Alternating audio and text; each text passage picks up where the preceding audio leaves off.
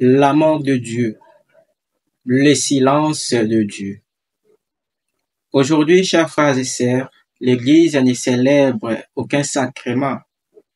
Aujourd'hui, aucun autel ne rayonne, aucune cloche ne sonne, aucun chant ne monte vers le ciel, car Dieu est mort, car Dieu s'est tait.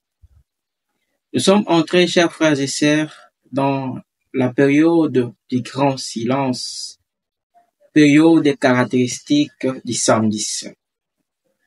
Après les drames de Golgotha, après les cris déchirants de Jésus sur le bois du supplice, mon Dieu, pourquoi m'as-tu abandonné? Voici le silence du tombeau qui refait surface. Le Christ n'est plus invisible. Il ne parle plus, il ne prêche plus, il ne marche plus sur les routes de Galilée. Au contraire, le Christ est allongé dans une pierre froide. Il est enseveli, apparemment vaincu.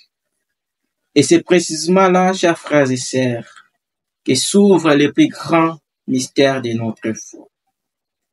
Le silence de Dieu, fruit caractéristique du samedi saint, n'est pas toutefois une absence. Il est au contraire une parole plus profonde. Le samedi saint n'est pas un jour d'attente vide. Il est un jour d'action cachée. Car à ce jour, le Fils de Dieu descend dans les entrailles de la terre. Il descend dans la profondeur de la mort. Il franchit les portes du royaume de l'ombre pour nous racheter de notre déchéance et nous rétablir dans la dignité des enfants de Dieu.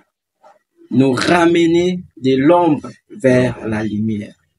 Il descend dans la profondeur de la mort, dans les entrailles de la terre, non pas comme un vaincu, mais comme un roi. Oui, chers frères et sœurs, ce n'est pas un cadavre qui gît au tombeau, c'est un corps glorieux à devenir, prêt à se relever, porteur d'une victoire à corps invisible. Le Christ est comparé ici au grain de bleu, qui tombé en terre semble en premier temps mourir, mais après, le Christ prépare déjà sa mort. Le silence du tombeau, chers frères et sœurs, est comme le silence d'une nuit avant l'aube, comme l'obscurité d'un sein maternel avant la naissance. Ce jour est le miroir des temps d'air de nos vies. Combien de fois, chers frères et sœurs, dans les épreuves, dans les difficultés, dans les péripéties, avons-nous eu l'impression que Dieu s'est taisé, qu'il ne nous écoutait pas, que le ciel restait fermé? Peut-être même, certains d'entre nous à ce moment vivent des situations pareilles. À telle scène que ils remettent même en cause l'existence d'un Dieu un et trine.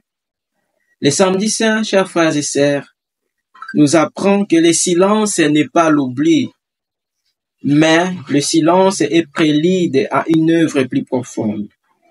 Car lorsque Dieu s'était, il agit dans l'invisible.